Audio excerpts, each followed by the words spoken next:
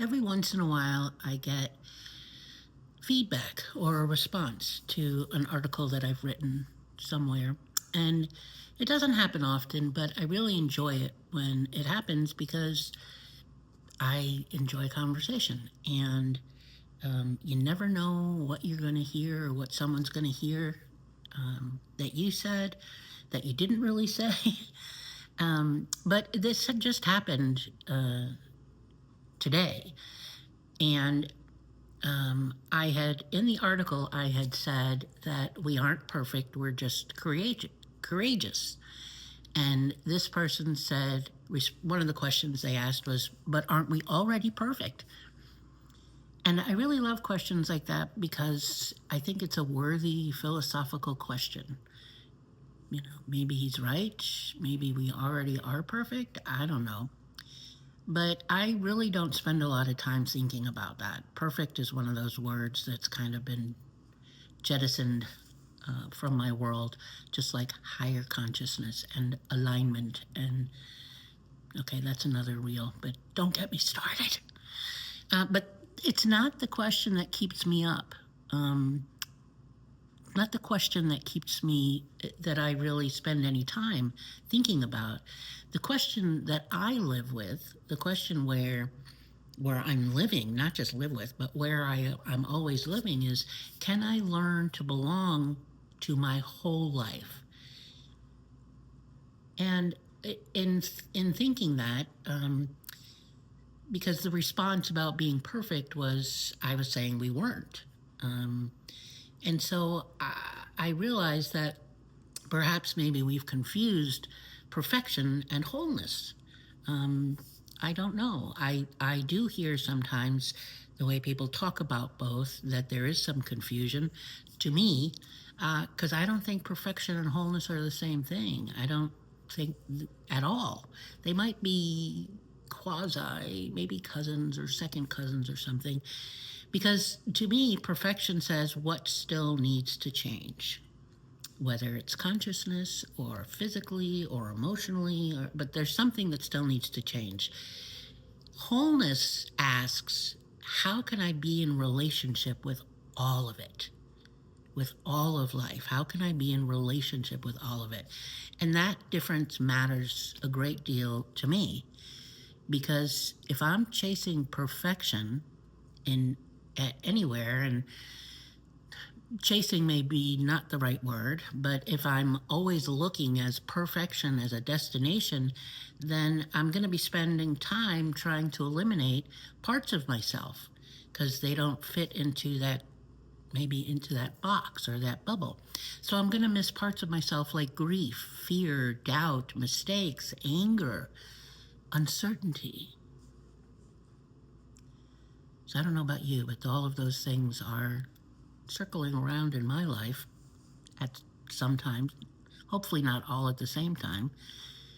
But if I'm living toward wholeness, then those aren't problems to erase at all, or to try to transcend or get over so that I can, you know, claim the perfection or say we're already perfect.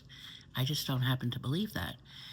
Because I don't think that they're problems to erase. I think they're parts of my humanity that I need to be in relationship with grief or anger or sadness, and just like joy, right? And gratitude. I need to be in relationship with all of those pieces of me. And it's one of the reasons that I love Myrtle Fillmore so deeply, because, perfection was not her thing. It's not that she didn't believe in it. It just, for her, it wasn't the right question. Is it true? Aren't we already perfect? So maybe perfection is more of a philosophical question, and wholeness is a lived one. And that's really important to me. Wholeness is a lived question. I think people assume that Myrtle was trying to become perfect, and I don't think she was. When I read letters that she wrote and a few lessons, I just don't hear it. I think she was learning how to be in relationship, in deeper relationship with her body, with life, with reality itself. And the more that I study Myrtle Fillmore, and every year and decade that goes by, the deeper I get into Myrtle Fillmore's writings and her theology and her evolution, the less that I think she was chasing perfection, or even looking towards it. I don't think, is it true or is it real? Was even really, I don't think she would think that or not think that. I don't think, I think she would say that's not the right question. Because I don't think she was looking for that. I think she was practicing relationship. She didn't spend her life pretending that illness wasn't there. She spent her whole life chronic illness. She spoke to it. She gave it a voice. She blessed her body. She thanked her organs. She entered into relationship with what was. Whatever was right there in the moment, present, she entered into relationship with it, which is very different from thinking that everything was already perfect and somehow we have to live into that. That's like the exact opposite.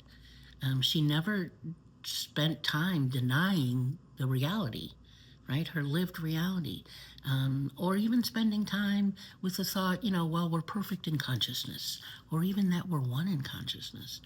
Not that that wasn't necessarily part of her belief, but you don't see a lot of writing or talking about that. Because it was never about, is that true? It was always about, am I living? Is it living with me, right? Am I in right relationship with it, with whatever it is? And she blessed it all. And that's very different. So maybe perfection says nothing should be different. And maybe wholeness says nothing essential is outside of belonging. Let me say that again. Maybe perfection says nothing should be different. Maybe wholeness says nothing essential is outside of belonging. Because for me, you've heard me say before, our joys and our sufferings are our wholeness. Not because suffering is a good thing or we enjoy it, but because exiling parts of ourselves has never healed us. It just hasn't.